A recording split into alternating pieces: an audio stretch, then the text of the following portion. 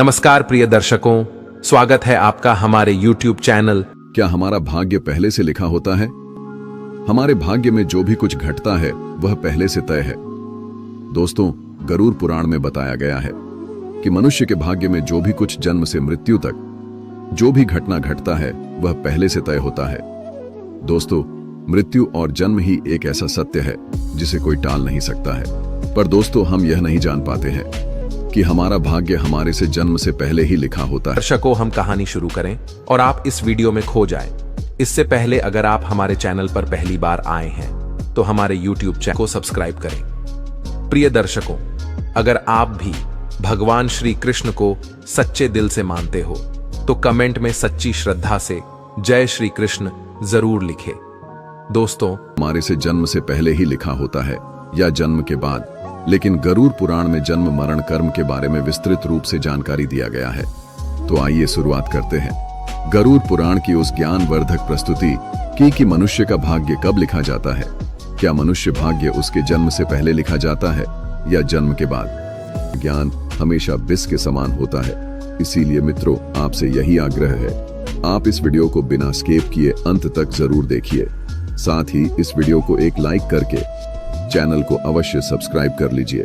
और हाँ दोस्तों, कमेंट बॉक्स में जय श्री कृष्ण लिखकर ईश्वर को आप अपना आभार व्यक्त जरूर कर दीजिए। इससे आपके जीवन से सभी दुखों का अंत होगा। आइए दोस्तों, जानते हैं गरुड़ पुराण में श्री कृष्ण ने बताया है कि हर मनुष्य के जीवन में जो भी कुछ होता है वह जन्म पहले से तय होता है, उसे कोई टाल नहीं सकता है। दोस्तों, गरुड़ पुराण हमें जन्म मरण से लेकर वर्तमान जीवन कैसे जिए यह सभी चीजों के बारे में सिखाते हैं। आइए दोस्तों, आज हम एक कथा के माध्यम से जानते हैं कि हमारा भाग्य जन्म से पहले लिखा जाता है या जन्म के बाद, जो गरुड़ पुराण स्कंद पुराण के द्वारा बताया गया है, जो श्री कृष्ण ने स्वयं नारद बतलाया था। आज हम उन्हीं कथा जानेंगे। मित्रों, एक समय की बात है, द्वारका नगरी में दिन श्री कृष्ण अपने दिव्य आसन पे बैठे हुए थे। तभी देवर श्री नारद नारायण नारायण का जाप करते हुए उनके पास पहुंचते हैं और उन्होंने प्रणाम करके और बोले, है प्रभु, आप त्रिकालदर्शी हैं। मैंने सुना हूं कि जो जीव मनुष्य जन्म लेता है, क्या उसका भाग्य पहले से लिखा होता है? है प्रभु, मैं जानना चाहता हूं कि मनुष्य के साथ जो कुछ घटना घटित होता है वह उसके जन्म से पहले तय होता है या वह पिछले जन्म का भोग भोगता है? क्या यह सत्य है या हम अपनी मेहनत और कर्मों से उसे बदल सकते हैं? फिर भगवान श्री कृष्ण नारद की बात सुनकर मुस्कुराए और बोले, हे नारद, आपका यह प्रश्न बहुत ही गूढ़ और महत्वपूर्ण है, जो मानव जाति लिए उसके जन्म कर्म और मृत्यु पर आधारित है।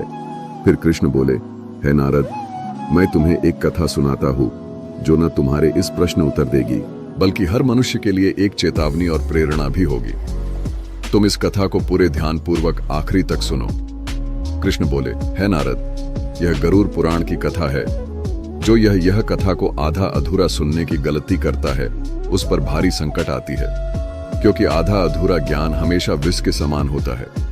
कृष्ण बोले, हे नारद, इस कलयुग भरी संसार में जो मनुष्य इस कथा को पूरे ध्यान पूर्वक आखिरी तक सुन लेगा और समझ लेगा, उसका इस संसार से सभी पाप कर्म क्रोध मोह से मुक्ति मिलेगा। फिर नारद बोले, हे प्रभु, मैं उस कथा को पूरे ध्यान पूर्वक आखिरी तक सुनूंगा, आप उस कथा को निश्चित हो सुनाएं। फिर श्री कृष्ण ने नारद को वह कथा सुनाते हैं। श्री कृष्ण बोले, है नारद, प्राचीन काल में एक विशाल और समृद्ध राज्य था जिसका नाम अक्षयपुरी था। उस राज्य का शासक राजा रत्नधर था। राजा रत्नधर अत्यंत धर्मात्मा और न्यायप्रिय था। वह सदैव अपने राज्य के प्रजा के कल्याण के लिए काम करता था और धर्म का पालन करता था। उसे भगवान से एक संतान का आशीर्वाद चाहिए था ताकि वह अपने राज्य का कार्यभार किसी योग्य उत्तराधिकारी को सौंप सके। फिर है नारद, राजा रत्नधर और रानी दोनों ने कई वर्षों तक तपस्या की। इससे भगवान शिव ने प्रसन्न होकर उसे संतान होने का वरदान दिया। फिर एक दिन भगवान शिव के आशीर्वाद से रानी गर्भवती हुई। राजा और रानी अत्यंत प्रसन्न थे, क्योंकि वे चाहते थे कि उनका बेटा महान शासक बने और राज्य को सुख समृद्धि की ओर ले जाए। परंतु जब रानी ने बेटे को जन्म दिया तो वह बच्चा विकलांग और शारीरिक रूप से कमजोर था। उसके शरीर की हड्डियां टूटी हुई थीं और वह शारीरिक रूप से सक्षम नहीं था। राजा रत्नधर का दिल टूट गया। उसने भगवान से यह सवाल पूछा कि ऐसा क्यों हुआ। तब राजा रत्नधर ने भगवान श्री कृष्ण से मिलने का निर्णय लिया और उन्हें अपने दुखों को साझा करने के लिए वहां पहुंचे। राजा ने भगवान से पूछा, हे प्रभु, मैंने इतनी तपस्या की, यज्ञ किए, फिर भी मेरे बेटे का जन्म विकलांग क्यों हुआ? मैंने भगवान शिव से आशीर्वाद लिया था, लेकिन ऐसा क्यों हुआ? क्या यह मेरे भाग्य में पहले से लिखा हुआ था? फिर श्री कृष्ण मुस्कुराए और कहा, हे राजा, तुम सही कहते हो कि तुम्हारा पुत्र विकलांग जन्मा है। क्या तुम जानते हो कि तुम्हारे पुत्र का जन्म इस प्रकार क्यों हुआ है? यह तुम्हारे द्वारा किए गए पूर्व जन्मों के कर्मों का फल है। यह तुम्हारे पिछले जन्म के कर्मों का परिणाम है, जो तुम्हारे भाग्य में लिखा हुआ था। लेकिन इसका कारण यह नहीं है कि तुम्हारा भाग्य पहले से निर्धारित था। यह घटना तुम्हारे और तुम्हारे बेटे के कर्मों का फल है, जो उसके पिछले जन्मों से जुड़ा हुआ है। राजा ने आश्चर्यचकित होते हुए पूछा, हे प्रभु, क्या भाग्य वास्तव में पहले से लिखा होता है? श्री कृष्ण ने कहा, जन्म, मृत्यु और जीवन के उतार चढ़ाव पहले से निर्धारित होते हैं, लेकिन हम जो कर्म करते हैं वह हमारे भाग्य को बदल सकते हैं। जिस दिन तुम्हारे बेटे का जन्म हुआ था, उस दिन तुमने एक विशेष संतान का वरदान प्राप्त किया था, लेकिन उस संतान को चुनौतियां मिलना जरूरी था ताकि वह अपने जीवन में धैर्य, साहस और पराक्रम को विकसित कर सके। लेकिन उसका भविष्य केवल उस समय के कर्मों से नहीं होता है, बल्कि यह तुम्हारे पिछले जन्मों के कर्मों का परिणाम है। श्री कृष्ण ने राजा रत्नधर से कहा, है राजन, भाग्य और कर्म में बहुत गहरा संबंध है। हमारे कर्म ही हमारे भाग्य का निर्माण करता है। यही कारण है कि हमें जीवन में अपने कर्मों को सदैव धर्म और सत्य के मार्ग पर रखना चाहिए। श्री कृष्ण ने कहा, है राजन, जो कुछ भी तुम्हारे जीवन में घटित होता है वह तुम्हारे पिछले जन्म के कर्मों का परिणाम है। यदि तुम्हारा बेटा विकलांग जन्मा है तो यह उसकी आत्मा के पिछले जन्म के कर्मों का फल है। जब तुम एक पुण्यात्मा के रूप में जन्म लेते हो तो तुम्हारे जीवन में कठिनाइयां और संघर्ष जरूर होंगे, क्योंकि इस दुनिया में हर आत्मा को कुछ न कुछ कष्ट भोगना पड़ता है ताकि वह अपने पिछले कर्मों को समाप्त कर सके। लेकिन याद रखो, तुम्हारे बेटे के जीवन में जो कठिनाई है वह उसकी परीक्षा है। यदि वह धैर्य और साहस से इन कठिनाइयों का सामना करता है तो वह अपने भाग्य को बदल सकता है। एक दिन वह वही कार्य करेगा जिसकी कल्पना तुमने अपने जीवन में की थी। मित्रों, फिर राजा रत्नधर ने पूछा, हे प्रभु, क्या मैं और मेरे पुत्र अपने भाग्य को बदल सकते हैं? श्री कृष्ण ने उत्तर दिया, बिल्कुल, तुम दोनों ही अपने भाग्य को बदल सकते हो। तुम्हारे बेटे के जन्म के समय जो विकलांगता थी वह उसके कर्मों का फल था, लेकिन उसका भविष्य तुम्हारे अच्छे कर्मों पर निर्भर करता है। यदि तुम उसे साहस, धैर्य और आत्मविश्वास से भर दोगे तो वह अपने भाग्य को बदल सकता है। तुम्हारे अच्छे कर्मों के परिणाम स्वरूप वह एक दिन महान बनेगा और राज्य का भार संभालने में सक्षम होगा। मित्रों, फिर भगवान श्री कृष्ण ने आगे कहा, भाग्य एक चक्र के समान है जो कर्मों के आधार पर घूमता रहता है। जब तुम अच्छे कर्म करते हो तो तुम अपने भाग्य को सुखमय बना सकते हो। फिर आगे श्री कृष्ण से राजा रत्नधर ने कहा, क्या भाग्य निश्चित रूप से पिछले कर्मों से जुड़ा होता है? श्री कृष्ण बोले, हाँ, लेकिन उसे बदलने की शक्ति तुम्हारे हाथों में है। यदि तुम अच्छे कर्म करते हो तो वह तुम्हारे भाग्य को भी सुधार सकते हो। साथ ही भक्ति, साधना और सेवा से भाग्य बदला जा सकता है। भगवान की भक्ति से ईश्वर को प्रसन्न करके हम अपने भाग्य को बदल सकते हैं।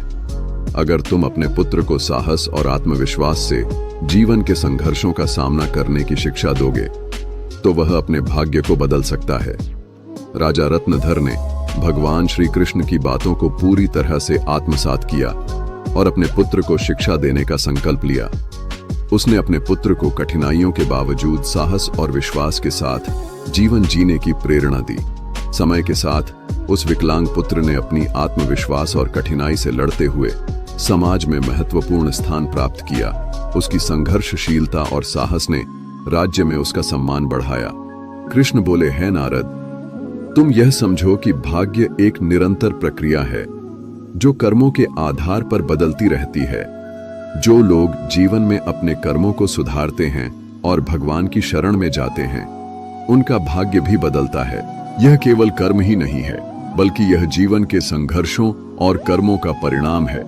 मित्रों, फिर श्री कृष्ण ने नारद से कहा, यह कथा हमें यह सिखाती है कि जीवन में जो कुछ भी घटित होता है वह हमारे पिछले कर्मों का फल है। भाग्य और कर्म का कोई निश्चित प्रारूप नहीं है। हमारा कर्म हमारा भाग्य को बदल सकता है।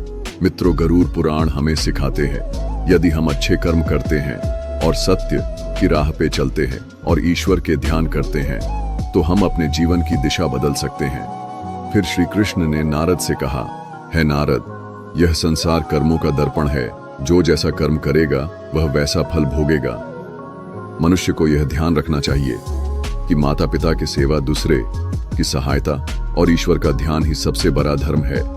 जो मनुष्य अपने पिछले जन्म में किसी के साथ पाप किया है, किसी को कष्ट दिया है, उसे न केवल नरक में भयानक यातना मिलती है बल्कि वह जन्म जन्मांतर तक उस भोग भोगती है। लेकिन जो अपना कर्म सुधारता है वह इस चक्र से मुक्त हो सकता है, क्योंकि यह संसार एक अवसर है। धर्म, सेवा, सत्य ही मनुष्य का जीवन है। मनुष्य के यह समझना चाहिए कि मृत्यु के बाद के उसके अच्छे कर्म ही साथ जाते हैं। मित्रों, यह कथा हमें यह सिखाती है कि हमारे भाग्य पिछले कर्मों का फल है। हर पाप का दंड, हर पुण्य का फल निश्चित होता है।